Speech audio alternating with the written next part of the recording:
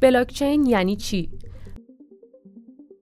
برای درک مفهوم بلاکچین میتونیم اون رو به یه دفتر تشبیه کنیم.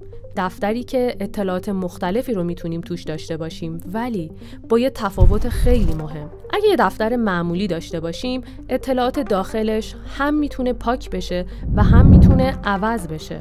اما بلاکچین یه دفتر دیجیتاله که تغییر دادن اطلاعات اون به این سادگی ها نیست و تقریباً غیر ممکنه. این اطلاعات میتونه شامل هر چیزی باشه، از جمله تراکنش‌های افراد. تکنولوژی بلاکچین یه انقلاب توی بازارهای مالیه که اجازه میده یه تراکنش رو بدون واسطه انجام بدی و اطلاعاتش برای همه قابل دیدن باشه و اطلاعات هر تراکنش توی یه بلاک ذخیره میشه. اون بلاک به بلاک‌های قبلی وصل میشه و اینطوریه که زنجیره‌ای از بلاک‌ها ساخته میشه. به این زنجیره از بلاک‌ها بلاکچین گفته میشه.